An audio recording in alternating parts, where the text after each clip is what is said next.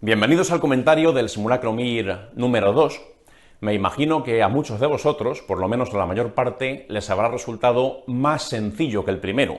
A lo mejor no en resultado final, puede ser que el resultado sea el mismo, incluso que hayas bajado. No pasa absolutamente nada, ya digo que los primeros simulacros pues no son muy predictivos de lo que vais a sacar el día del MIR.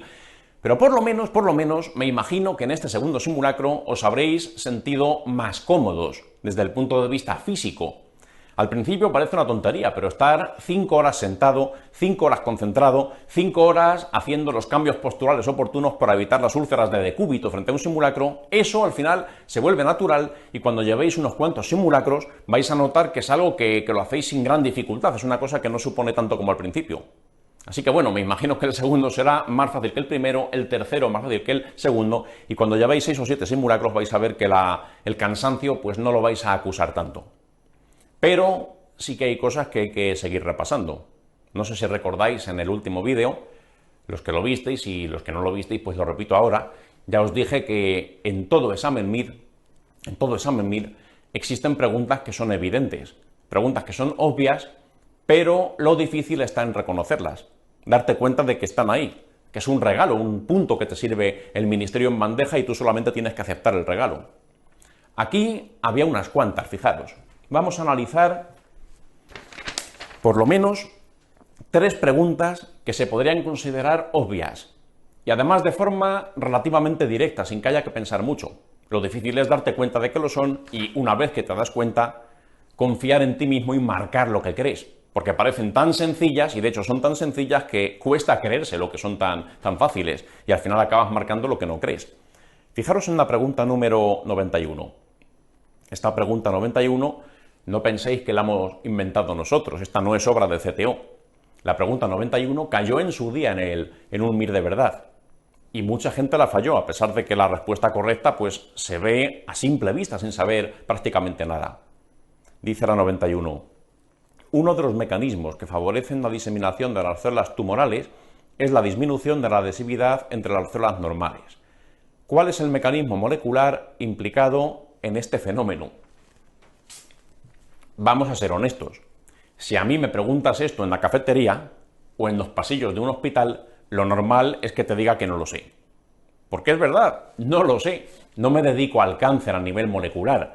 Solo soy, pues, un pobre dermatólogo que ve caspa y granos todos los días y de vez en cuando quema alguna verruga.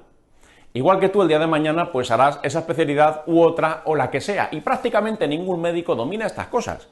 A nivel molecular, que es lo que sucede en las células tumorales. Como muchos los oncólogos, los inmunólogos, los genetistas, pero lo normal es que este conocimiento pues no lo tengas. Pero insisto en lo que os dije, en un examen como el MIR, la respuesta correcta la vas a ver escrita. Y muchas veces leyendo las 4 opciones, se te puede ocurrir una idea o te puedes dar cuenta de un detalle. Y aquí es evidente. La pregunta es muy difícil sobre el papel, pero en la práctica es muy fácil. Porque fijaros lo que dice la opción número 1. ¿De qué te habla el enunciado? De la adherencia, de la adhesividad entre las células.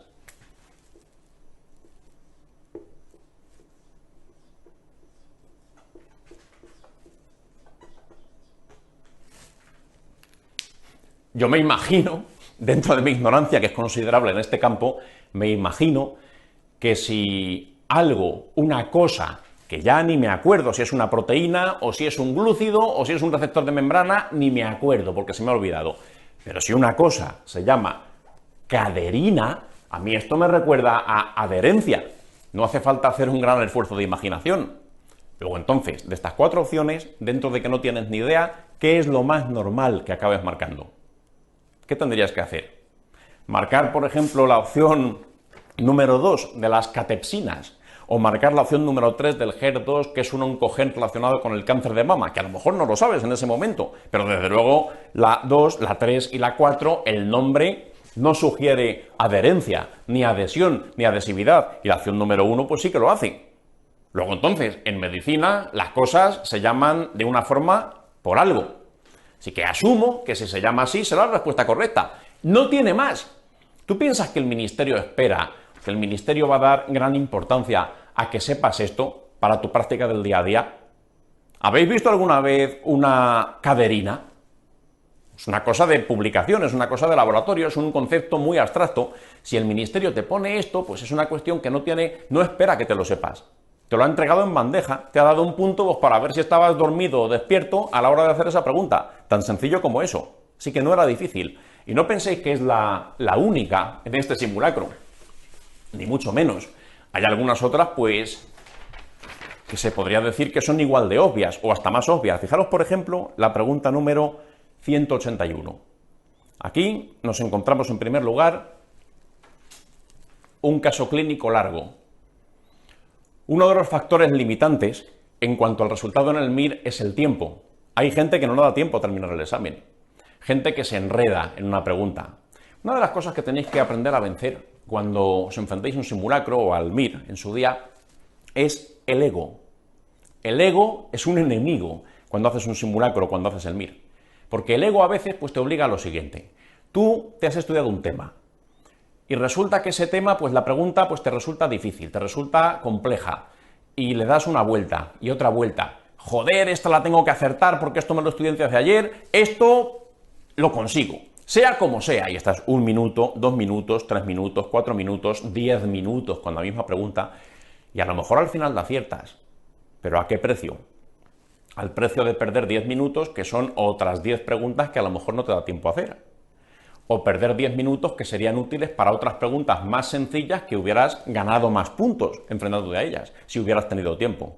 Lo que hay que hacer, hacer todo lo posible por ahorrar tiempo. Evita engancharte con una pregunta, evita ese ego, la voy a sacar porque yo me lo sé, porque yo no sé cuántos, no. Una pregunta muy compleja vale lo mismo que una muy simple. Eso es una de las ventajas que tiene el MIR y tienes que asumirlo y comprenderlo y comportarte como tal. Luego hay que ahorrar tiempo.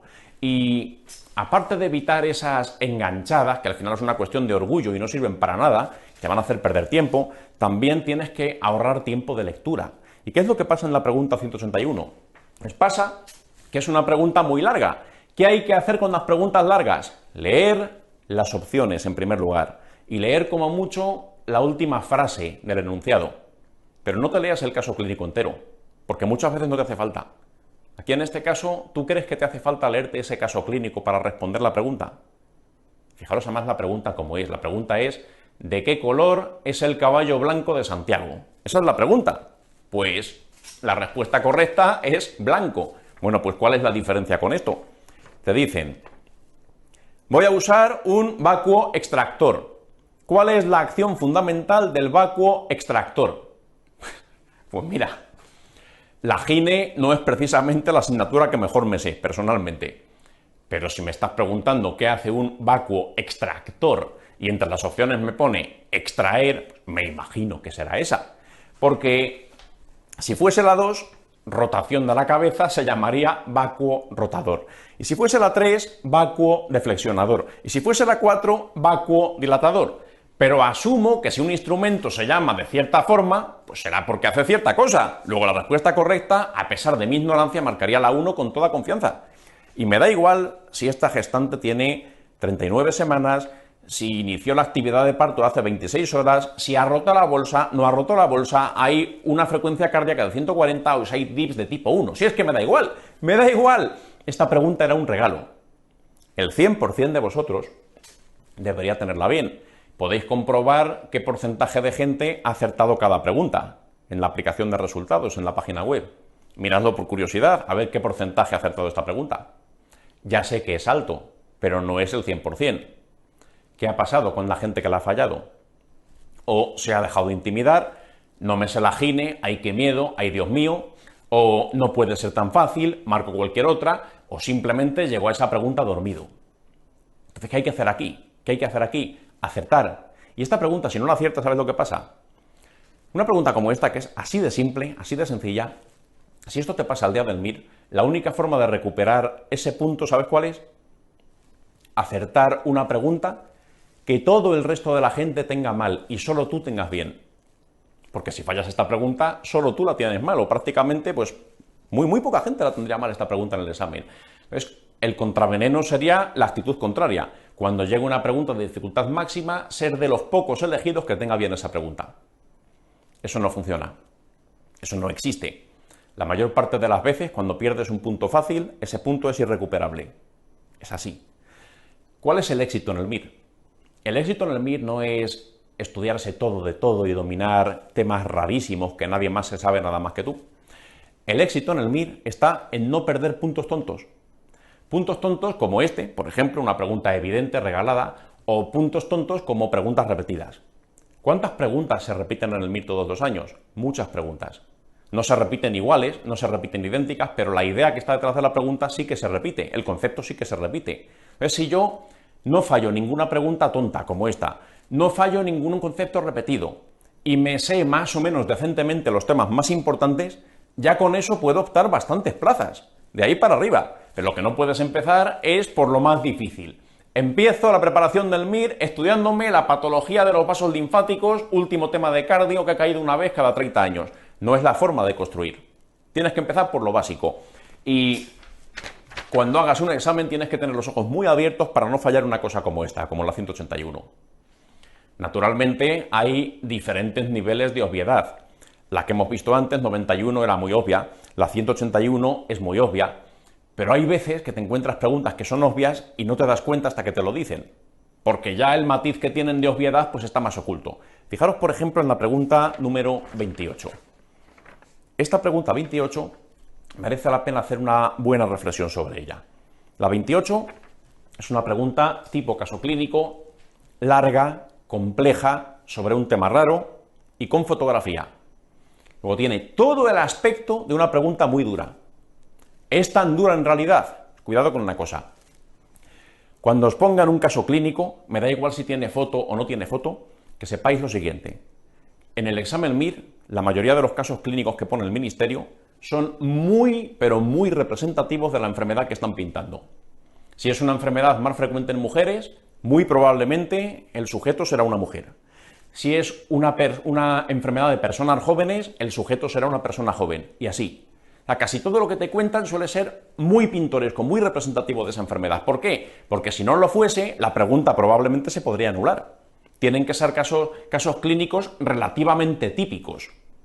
No te van a poner en el MIR un sujeto sano, joven, deportista, no fumador de 25 años que viene con un infarto agudo de miocardio. Rara vez te van a hacer eso.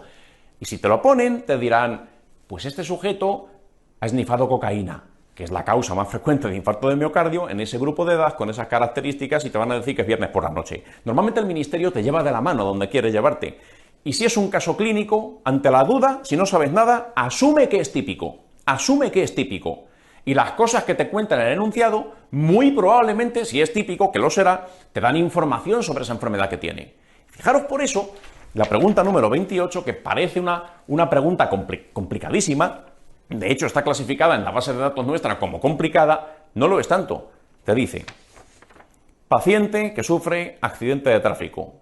Es el piloto del vehículo, llevaba cinturón y sufre un impacto con un movimiento brusco de aceleración. El copiloto dice que el paciente pierde la conciencia en el mismo momento del impacto y el Glasgow es de 3. Tiene el Glasgow más bajo posible. No hay menos Glasgow que eso. Sabéis que es entre 3 y 15, pues él tiene 3, más bajo posible. Te cuentan que en el TAC hay una pequeña hemorragia intraventricular, sin más hallazgos, se mide la PIC y te dicen que también se hace una resonancia que te enseñan cuál es la incorrecta. Vamos a ver, aquí, como siempre, hay dos maneras de acertar. Saber lo que tiene el paciente, lo que tiene es un daño axonal difuso, y saber en qué consiste el problema, y saber cómo cursa, y saber el pronóstico, y saber qué pruebas se hacen. O también podría a lo mejor dejarme llevar por el autor de la pregunta. Como sé que los casos suelen ser típicos, voy a leer la información que me dan y a lo mejor me resuelve el problema. Fijaros lo que nos han dicho. Opción número 1. Hay que marcar la falsa, por cierto. Opción número 1. Es propio de los traumatismos craneoencefálicos consecuencia de los movimientos de aceleración-deceleración. La 1 te lo han dicho literal. Te lo han dicho literal. Este paciente ha sufrido un traumatismo craneoencefálico en un accidente de tráfico mediante un movimiento brusco de aceleración-deceleración, como sacado de un libro. ¿Tú crees que la 1 va a ser mentira? Sabiendo que los casos clínicos del MIR son típicos, o casi siempre suelen serlos, la 1 es una cosa que seguramente será verdad, si es que he usado hasta las mismas palabras. 2. Puede no tener representación en el TAC cerebral o bien hallazgos como hemorragia intraventricular o pequeñas lesiones de interfase en la corteza o sustancia blanca. La 2, en primer lugar, es un puede. Un puede es muy abierto. Ante la duda me lo creo. Pero es que además, lo que dice la 2, puede no verse nada en el TAC o verse pequeñas cosas como lo que le pasa a este paciente. ¿Qué han dicho que tiene en el TAC? Una pequeña hemorragia intraventricular sin otros hallazgos. La 2 dice, el TAC puede ser poco expresivo o no verse nada. Y el TAC de este paciente es poco expresivo. Luego entonces, la 2 se refuerza con el propio enunciado. La 2 me la creo ante la duda y encima es un puede. ¿Cómo vas a luchar contra la 2? Sobre todo si no tienes ni idea. 3. La prueba de elección para su diagnóstico es la resonancia magnética. ¿Qué han hecho después con este paciente? Le dicen, se mide la PIC y se hace una resonancia craneal, que es la que te muestran en la imagen. Y ni siquiera voy a poner la imagen, ni voy a contar la imagen. Sé que me da igual la imagen.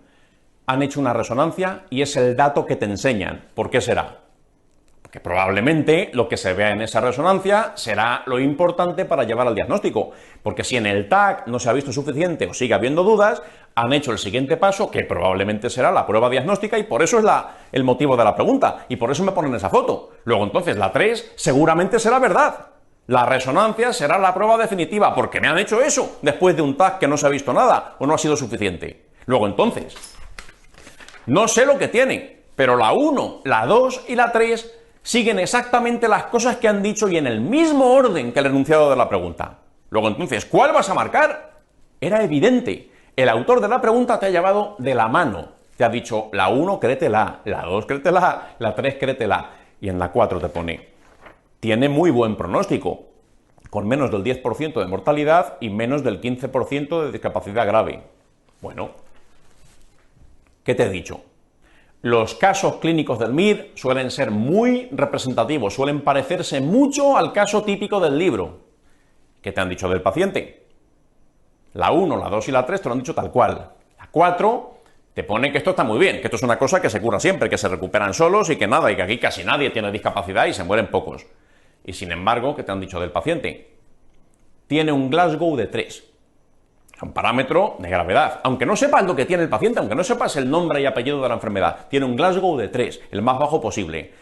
Y ha entrado en estado de ha perdido la consciencia en el momento del traumatismo. Y desde entonces Glasgow de 3.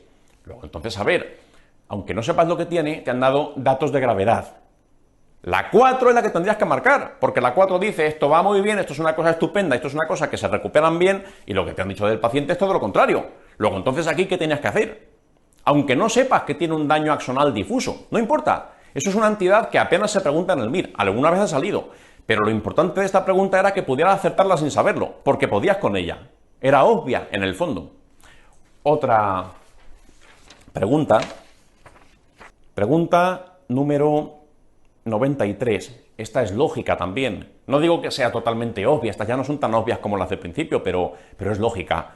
Te dicen, uno de los siguientes gestos quirúrgicos no forma parte de esta intervención. Se refiere a la intervención de Whipple o duodeno-pancreatectomía cefálica. Fíjate que no te dicen simplemente el nombre de la intervención de Whipple, te dicen en qué consiste. Duodeno-pancreatectomía cefálica. Eso es una ayuda. A ver, ¿cuál de estas cosas no se incluye de forma estándar? Pues, píntalo.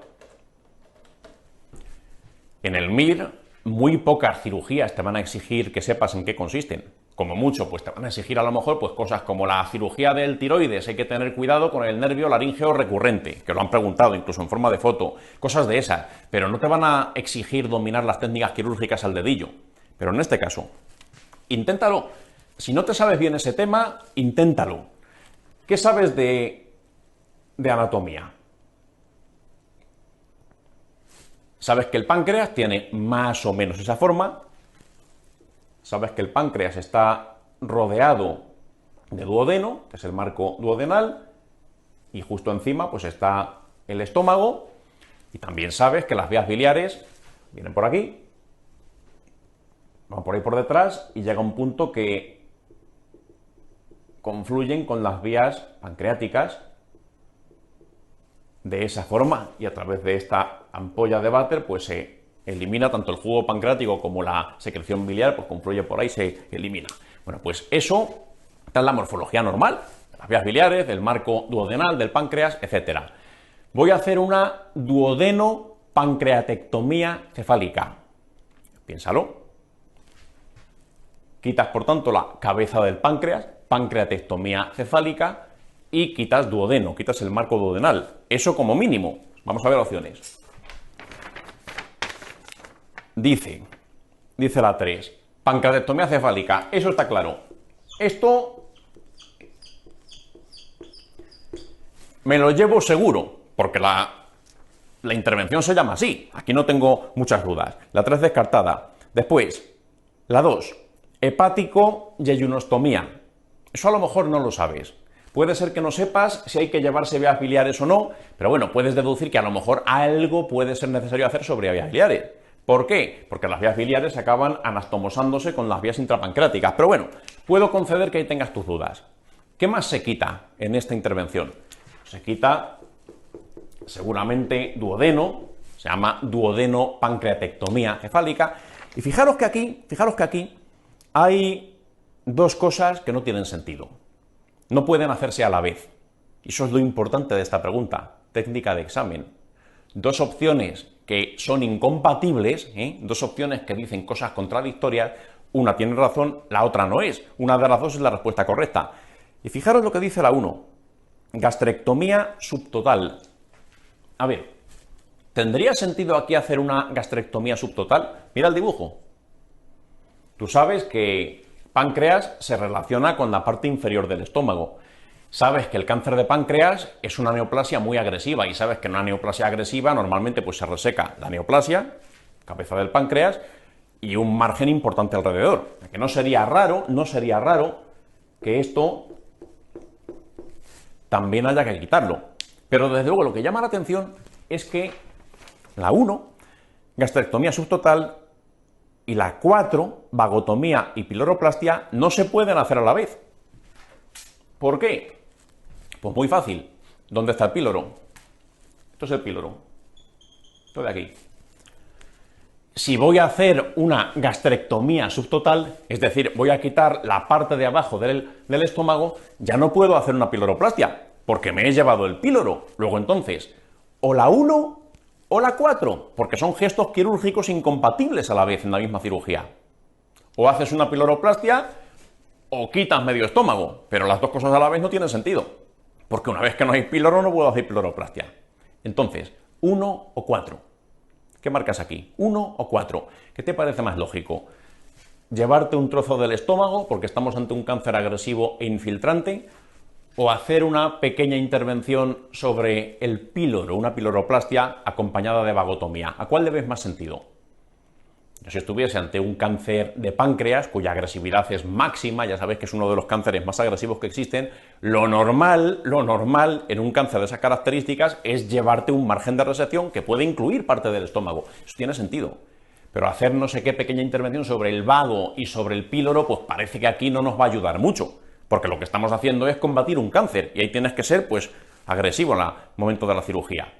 ¿Cuál es la que vas a marcar entonces como que no se incluye? Lógico es que la 4 no se incluya. O 1 o 4. 1 tiene lógica, 4 se queda descartada. Así de fácil. Es que no sabía si se hace una hepático-yejunostomía. No pasa nada. No importa que no supieses lo que se hace con las vías biliares de esta cirugía, pero sí tenías que haberte dado cuenta de que la 1 y la 4 eran incompatibles a la vez. Podías con la pregunta perfectamente. Y es una pregunta que aparenta mucho, pero luego no es tanto. Pregunta 180. Vamos a ver. La pregunta 180 es sobre un capítulo que en el MIR preguntan muy poco. Y cuando lo preguntan suelen ser preguntas muy complicadas y muy poco predecibles. Es el bloque de anestesia.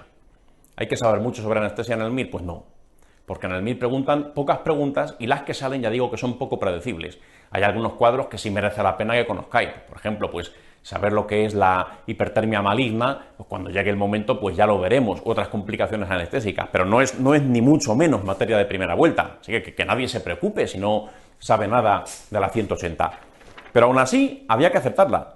Porque la 180 es una oveja negra como una casa, es enorme, es evidente. Dice, ¿cuál de los siguientes fármacos bloqueantes neuromusculares produce fasciculaciones? Bueno, igual no te acuerdas ni de lo que es una fasciculación, que ni siquiera lo vamos a explicar aquí, porque no importa para aceptar la pregunta.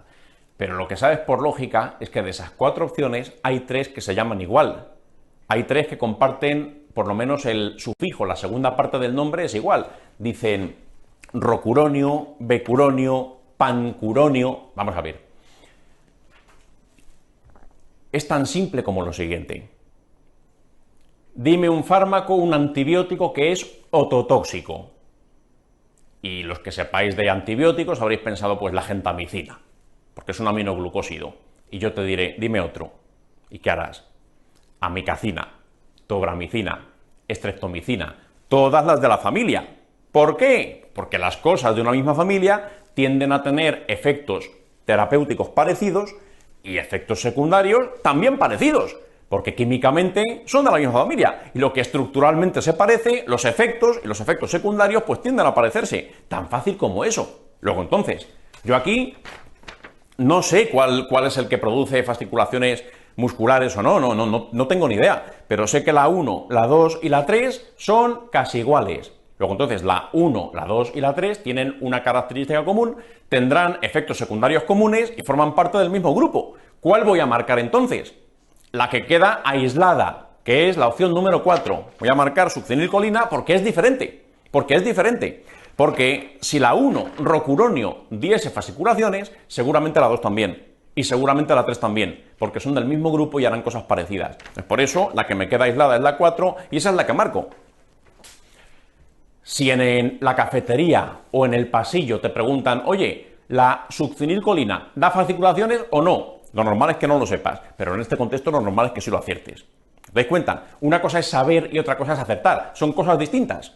No hay que intimidarse, hay que buscar siempre el recurso. Aquí era muy evidente, era una oveja negra muy clara.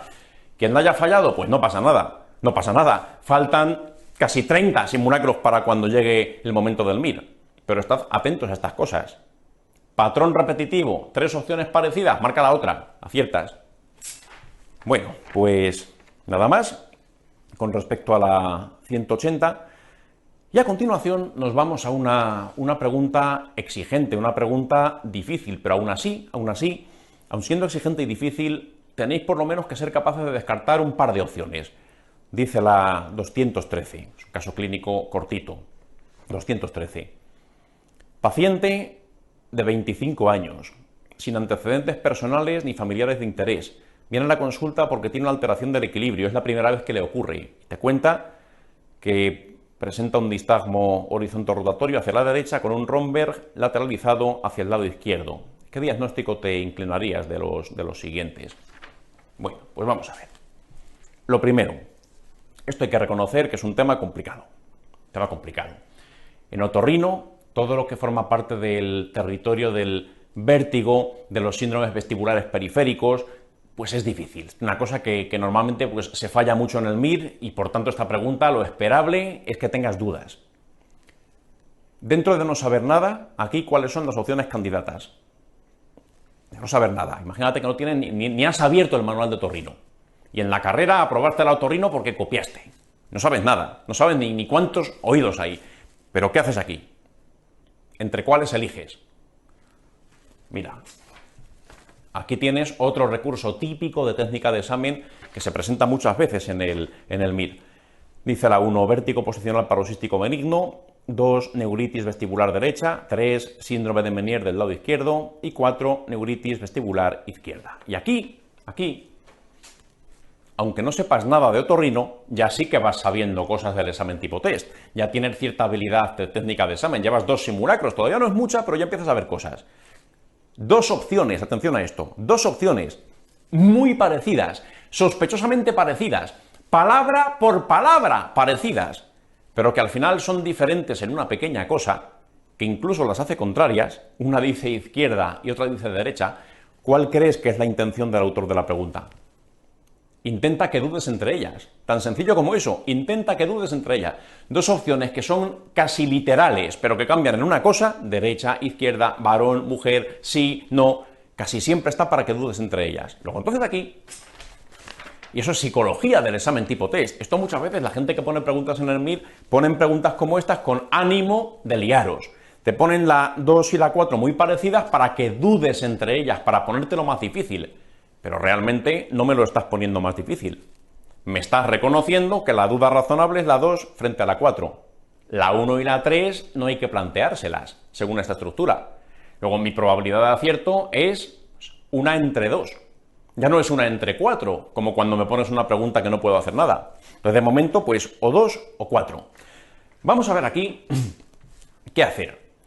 No os liéis mucho con esto, ¿eh? El tema del vértigo, los síndromes vestibulares periféricos, pues es una cosa que es farragosa de estudiar, es complicada. Voy a simplificarlo pues todo lo que se pueda para que pues, esta pregunta pues, tenga un sentido, que no solamente aprendamos técnicas de examen, sino también pues, simplificar ese capítulo que es difícil. ¿Cómo sé si es la 2 o si es la 4? Pues mira, vamos a ver. Tema de los vértigos, los nistagmos, todas esas cosas, el Romberg, pues mira. El tema vestibular lo tienes que entender de la siguiente manera. Olvídate de todo lo que hayas estudiado, olvídate de lo que te contaron en la carrera, apréndete solamente lo que vamos a decir aquí. Son dos cosas, pero en el MIR más vale dos cosas muy claras que 30 cosas más o menos confusas y mezcladas. Mira, esto es el paciente. Ahí lo tenéis. Este es el paciente. Y el paciente, para mantener un equilibrio correcto, los vestíbulos pues son parte de todo lo que tiene que ver con el equilibrio. Hay más cosas que tienen que ver con el equilibrio. El cerebelo también influyen los cordones posteriores, influyen las referencias visuales, hay muchas cosas que me ayudan a mantener un buen equilibrio. Pero el papel de los vestíbulos, atención a esto, el papel de los vestíbulos es contrario. Exactamente contrario entre sí. Es decir, los pinto como un par de fuerzas. El vestíbulo de este lado tiende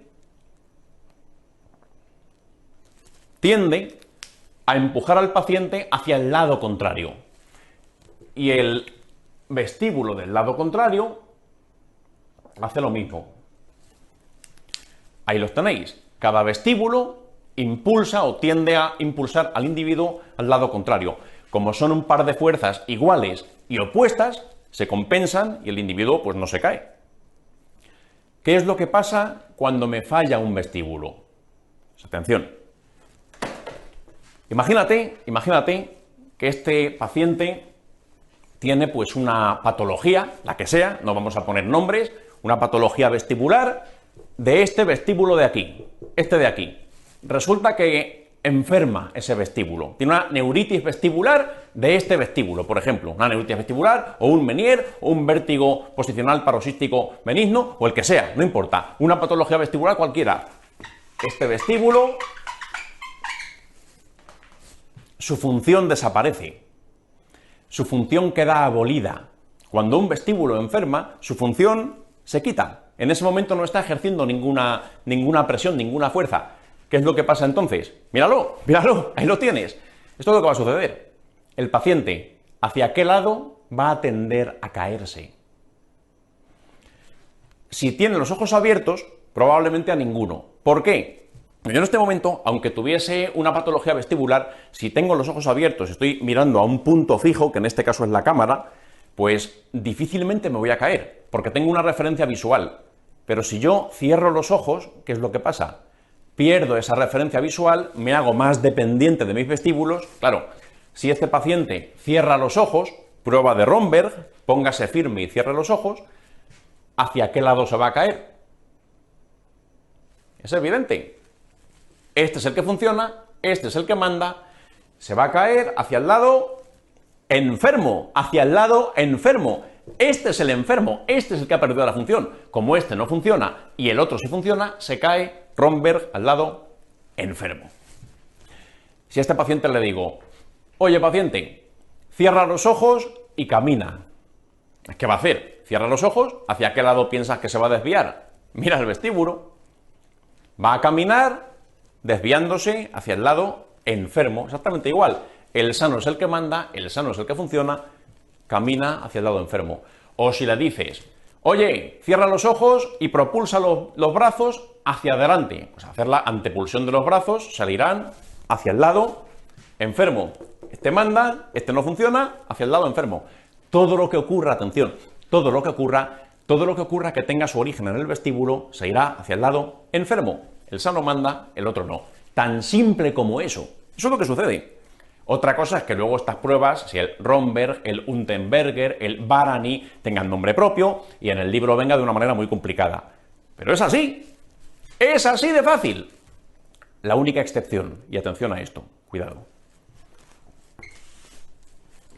Una cosa que os suele liar mucho es el asunto del nistagmo. Lo del nistagmo es el motivo de los fallos en la mayor parte de las preguntas que falláis de este capítulo, así que vamos a explicarlo con detalle. Vamos a ver. No pinto la cabeza del paciente, pinto el ojo.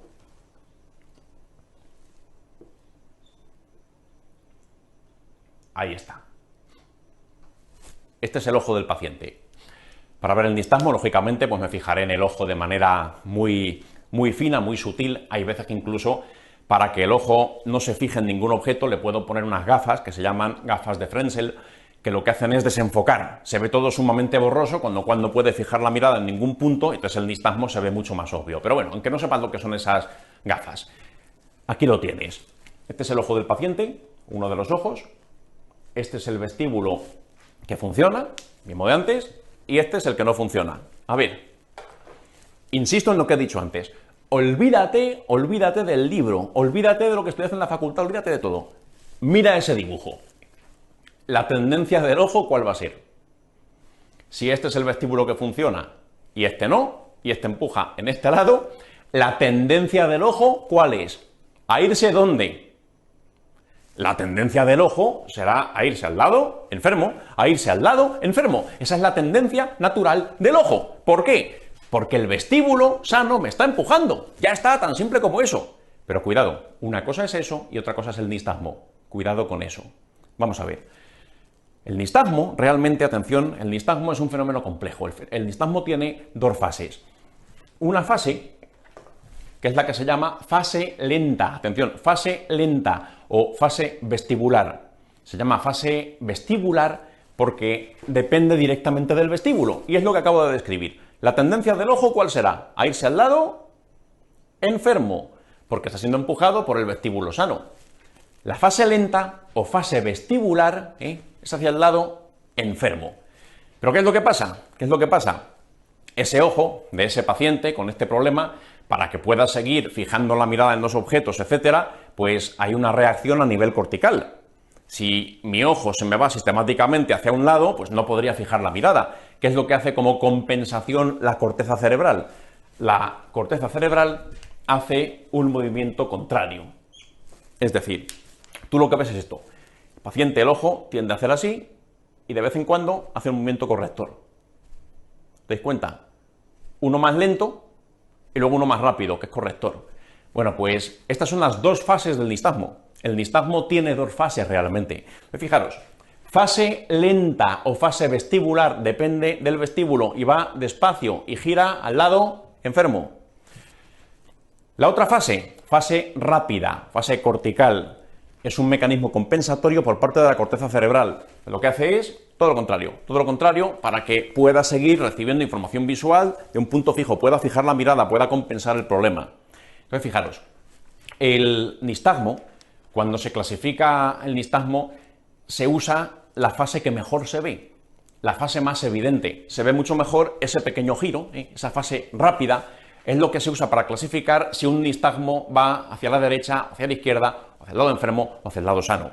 Es muy importante eso, muy importante esto.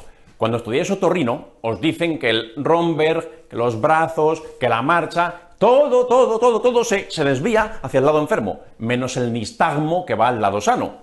Bueno, pues eso te lo dicen por este motivo. El nistagmo se clasifica en función de su fase rápida. Por eso, ese giro, efectivamente es hacia el lado sano. Es un movimiento compensador por parte de la corteza cerebral. Pero realmente el nistagmo tiene dos fases. Fase vestibular o fase lenta, que es como todo lo vestibular, es armónico. Un vértigo periférico es armónico. Se dice que es armónico porque todos los fenómenos vestibulares, todos sin excepción, van en la misma dirección. El Romberg, la marcha, el Bárani, el Unterberger, la fase lenta, que es la fase vestibular, van al lado enfermo. Sin embargo, se dice que el nistagmo es al lado sano, porque el nistagmo coloquialmente se clasifica en función de la fase rápida, que es la que mejor se ve. Entonces, en resumen, todos los fenómenos vestibulares al lado enfermo, nistagmo al sano, pero el nistagmo, su fase rápida, es una compensación cortical. Bien, pues vamos a ello. Vamos a ver qué tiene este señor. Pregunta 213. La duda está entre la 2 y la 4. Dice la 2 neuritis vestibular derecha y dice la 4 neuritis vestibular izquierda. Vamos a verlo. Nos cuentan, tiene un nistagmo horizonte rotatorio hacia la derecha con un Romberg hacia el lado izquierdo. A ver, el Romberg, que es un fenómeno vestibular. Los fenómenos vestibulares, ¿a dónde iban? Al lado enfermo. Luego entonces el lado enfermo es el izquierdo, porque el Romberg va al izquierdo. Así de simple. Y el lado sano es el derecho, porque el nistagmo te han dicho que va a la derecha, la fase rápida del nistagmo va a la derecha. Luego entonces aquí el que falla es el vestíbulo izquierdo. Respuesta correcta, la 4, neuritis vestibular izquierda. Punto. Si dudabas entre la 2 y la 4, esta es la forma de verlo. Acordaos de este muñecote porque es la manera de entender los vértigos periféricos. Ya sé que hay veces que se cuenta de forma muy compleja en los libros, pero realmente es eso. Es un juego de flechas, un par de fuerzas que se equilibran y cuando una falla, pues te caes a ese lado y ya está. Resto de las opciones, cuando estudiéis otorrino, la 1 ni os lo hubieras planteado. La 1, vértigo posicional paroxístico benigno, eso es una patología de ancianos.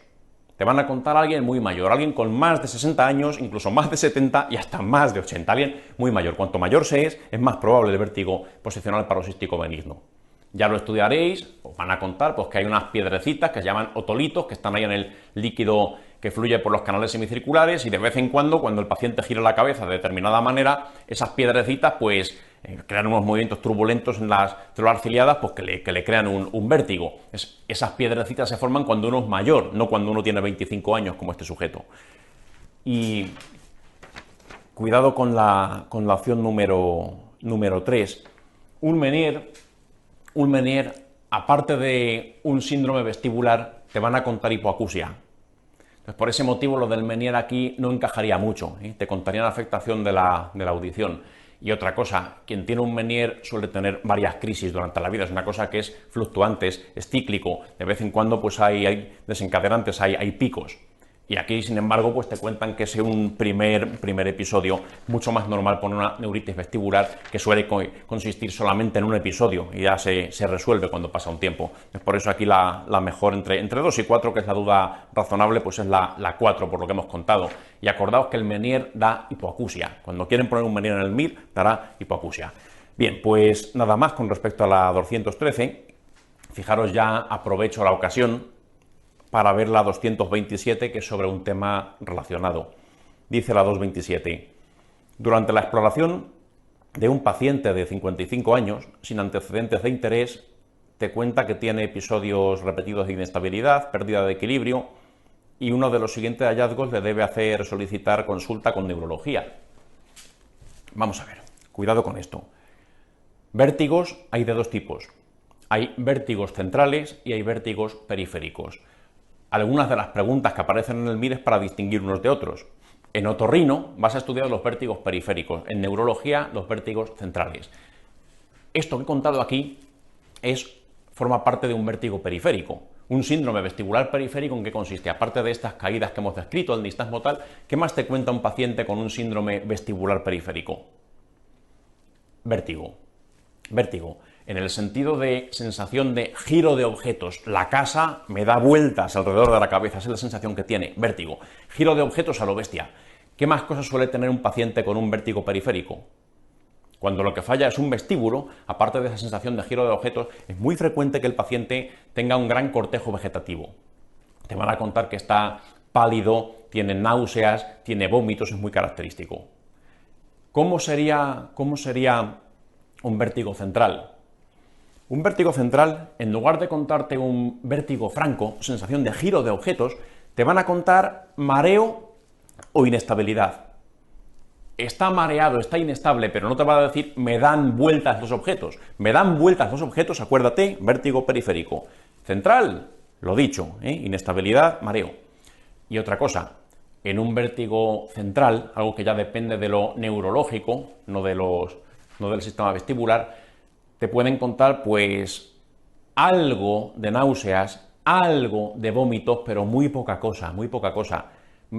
No es normal, no es frecuente que tengan un cortejo vegetativo muy florido. El cortejo vegetativo es mucho más de lo periférico que de lo central. Y en la exploración, lo que hemos descrito aquí, fenómenos vestibulares al lado enfermo y fase rápida del nistagmo al lado sano, eso es típico de lo periférico. En un vértigo central esto no se cumple. Esto no se cumple. En un vértigo central te pueden contar cualquier cosa, pero este esquema no va a ser así. No va a haber un Romberg que es matemáticamente al mismo lado, un nistagmo que es al lado contrario, tal. Esto no va a ocurrir. Esto es de los periféricos. Bueno, pues lo dejamos aquí y pasamos al bloque de preguntas con imagen.